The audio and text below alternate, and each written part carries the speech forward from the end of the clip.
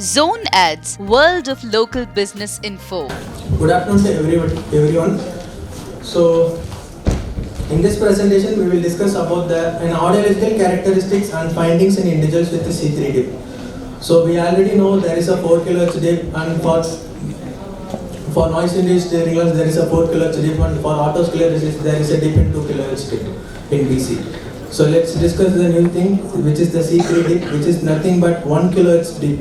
So, usually there is a person with a traumatic brain injury, whether it is longitudinal or transverse. So according to the lesion or the injury which has happened in the head, the hearing loss will be happening. We know that in previous literature we know that there will be an hearing loss whether the traumatic brain injury is there. So particularly in this condition, the low frequency also will be normal, and the high frequencies like 2 kHz and 4 kHz also will be 2 kHz and 3 kHz and 4 kHz will be normal, except 1 kHz. So there will be a loss in 1 kHz dip. So it is still in query whether what will be the reason for 1 kHz dip. So in introduction, among the hearing loss patient, we confirm that the hearing loss of the specific frequency decreases, such as 2 kHz noise in otosclerosis, as well as the 4 kHz, which is nothing but C5 dip. So in 1 kHz dip, however, it is rarely studied. The common symptoms is in the C3 dip, which is idiopathic tinnitus and sudden deafness. So these are all the common symptoms we will be discussed, which the client will be saying to us. So the C3 dip was predominantly unilateral or bilateral according to the severity of the problem in the brain.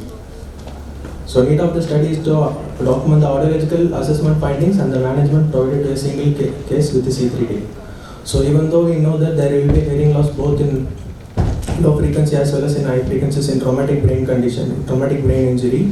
So even though the 1 kHz dip is the one of the actually 1 kHz dip is the earlier identification as well as the earlier warning. So there will be a loss in future. It is the hearing loss will be in progress.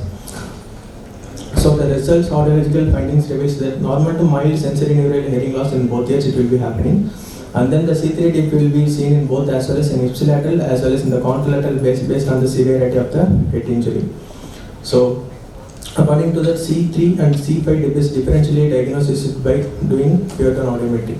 So as an audiologist, the better role we have to handle, like say traumatic brain injury is, we have to look out the reason for the traumatic brain injury as well as whether it is longitudinal or transverse, we have to see. So after that, whether the hearing aid is benefiting only for the 1 kHz or the hearing loss will be progressive. So as an audiologist, the main role in selecting the hearing aids according to the progression of the hearing loss which will be happening in future.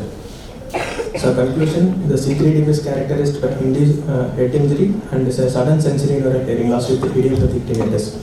So by comparing the C3 and the C5 dip in earlier studies, the management options like hearing aids which have a minimum benefit, not higher benefit when comparing other than hearing loss. So for this, management will be like steroids, and a regular audiological evaluation could be gave a better hearing in these individuals. So as an audiologist, we should like providing all the documents whether the client is having the head brain injury, like a transfer of longitudinal. Based on the severity, we should move on to the management options. So C3 is still in query, so the research should be done based on C3 dip. So